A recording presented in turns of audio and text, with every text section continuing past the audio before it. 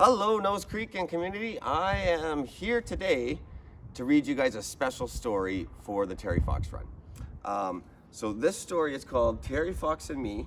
It was written by Mary Beth Leatherdale and illustrated by Milan Pavlovic and published by Tundra Books. Now, before we get into this, I want you guys to know this is a story about Terry Fox, but this is also a story about friendship. And it says back here in the book that if you were to look up the word friendship, you should see the name Doug Allward in it. And we're gonna learn why. So here we go. Terry Fox and Me. Every friendship starts somewhere. Ours begins at the Maryhill Cobras basketball tryouts in a small city in British Columbia where two rivers meet and become one. The coach blows his whistle and the drill begins. The kid in the yellow shirt is the only one shorter than me. What if I'm the worst player? I pass, I shoot baskets, I block shots, I make the first string. The short kid is the worst player. His name is Terry Fox. The coach says wrestling might be a better sport for him, but if Terry comes to practice, the coach won't cut him from the team. I shouldn't be glad that I'm better than Terry, but I am. The next day, the phone rings. It's Terry. Hi, Doug. You want to play some one-on-one? I need to work on my game. No, I can't. I'm busy, I say. I'm not really busy.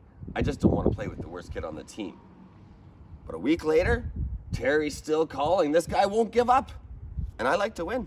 So I say yes. School ends, but all summer long, Terry and I practice. Terry learns to keep his head up, stay low, step back, fake. Terry's not so bad. He's funny. He likes science. Best of all, he loves basketball too. Even though I beat him every game, he never complains. By the time school starts, Terry is good enough to be on the roster, one of the 12 best players on the team, and I have a new best friend.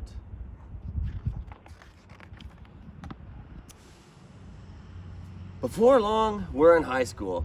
Terry grows taller than me, and now when we play one-on-one, he beats me 21-0. I don't mind losing to Terry though. Well, maybe a little. But Terry and I don't hang out much anymore. He's busy with his new basketball teammates, going to parties and hanging out with new friends. I'm busy too. I'm training for one of the biggest cross-country races of my life, the provincial championships. Cross-country is the one sport Terry doesn't like. Maybe it's because he's always far behind me. The night before the championships, my mind is spinning. What if I start too fast and lose steam by the end? Or what if I hang back too long? What if I'm the slowest runner? Bring, bring. The phone startles me. It's Terry. Good luck tomorrow, he says. Just do your best, Doug. One step at a time. I want you guys to remember that. One step at a time. All through the race, Terry's voice echoes in my head, and I win the second place medal.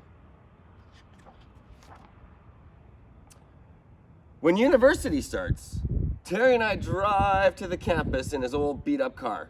Over the rattle of the muffler, he tells me his knee is hurting, probably from all the basketball practice on the hard gym floor. He doesn't want the coach to know. But a few weeks later, Terry can hardly walk, so he goes to the hospital. When I visit Terry the next day, I see tears rolling down his face. He has a rare type of cancer. They're going to amputate his leg.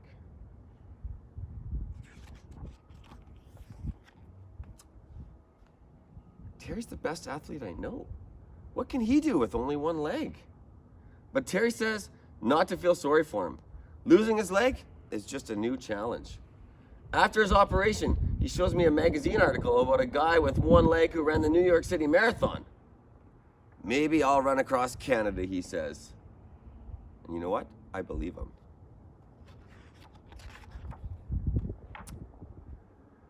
Terry stays at the hospital while he learns to walk with his prosthesis. He looks like the Bionic Man, all fiberglass and steel where the rest of his leg used to be. At first, Terry practices walking with 2 crutches, then 1 crutch, then just a cane. One day, When I'm bringing him some schoolwork, he surprises me at the elevator. Empty hands raised in victory. How'd you walk here, I asked. One step at a time, he says with a grin. The months speed by with the treatments at the cancer clinic. As soon as Terry is finished with the treatments, he starts weight training to build his strength. Playing wheelchair basketball helps too. Sometimes we race up the pine tree covered mountain. Terry in his wheelchair and me on foot. I always give him a head start. He says hearing my footsteps behind him makes him push harder. Seeing Terry in front of me makes me push harder.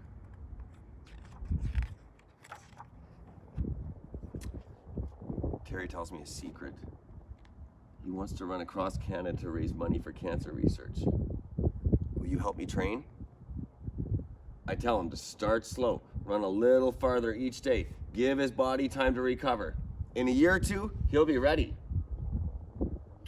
But it's not just Terry's body that has to adapt to running. His artificial leg does too. Terry and his prosthesist, a person who makes the artificial limbs, they get to work. They start with a regular artificial leg for walking. Fiberglass bucket, metal shaft, springs, gears, foot made of wood and rubber. They add special parts for running. Steel hinges for the knee, belt to attach to the leg, elastic strap to pull the leg forward. Still, the heavy artificial leg moves too slowly. So, Terry adjusts his gait. 2 steps with his good leg, while his artificial leg swings forward.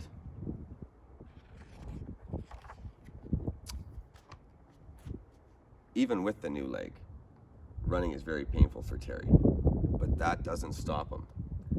Terry runs at night under the warm glow of the stars. Some nights I run with him, some nights he runs by himself. Hop, hop on his left leg, long step with his right. By the end of summer, Terry is running 8 kilometers a day. I ask him if he wants to enter a race with me. When he tells me to enter him in the shorter distance, I push him. You almost run that far now. Why don't you run the longer distance? It'll be a bigger challenge. For a few minutes, Terry doesn't say a word. Then he answers, okay, Doug, I'll do it. The 28-kilometer race is grueling. The course is steep and along a busy highway. I finished 8th, one of my best times. Terry comes in last, grinning from ear to ear. The crowd cheers. That's my best friend, I shout.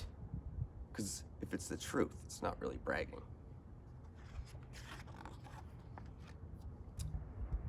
We begin planning for Terry's cross-country run. He'll start in St. John's, Newfoundland next spring. To make it back home to British Columbia before winter, Terry will have to run a marathon every day. 200 marathons in a row. No one else in the world has ever run that far on one leg. Terry trains even harder. Every day he runs. He never thinks about how far he has to go. He only takes 1 step at a time. To the corner, to the stop sign, to the tree. Nothing will stop him from running. Not the flu, not his blisters, not his leg bleeding. When I try to convince him to take a day off to rest his injuries, he gets mad. We argue. He keeps running. A few months before the run, I start to have second thoughts. I'm supposed to drive the van, get Terry water and food, keep track of how far he runs each day, talk to reporters and collect money. How will I do all of that? I can't talk to reporters. I don't know what to do if Terry gets hurt. Again and again, I ask Terry, find someone else to go with him. Soon Terry loses his patience with me. He stomps toward me. You're my best friend. You have to go with me. Remember, take it 1 step at a time. Terry looks so different now, strong and powerful. If Terry can do this, I can do this. When spring arrives, Terry's ready. So am I. We pick up the brand new camper van that will be our home for the next 5 months. It has everything we need. Fridge, stove, stereo, belts, stinky chemical toilet. We load the cupboards with all of Terry's favorite foods: cereal, oranges, chocolate chip cookies, canned spaghetti, baked beans, peanut butter and jelly.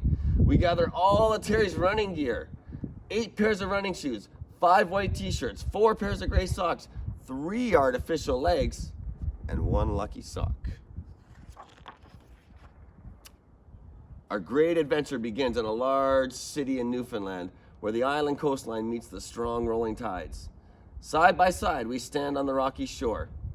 Terry dips his artificial leg into the swirling water. He turns to look up at the steep hill ahead.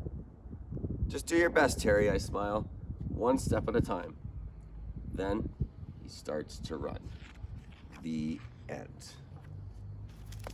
Thank you for listening, Nose Creek. I hope you guys have a great run on Terry Fox Day. Bye-bye.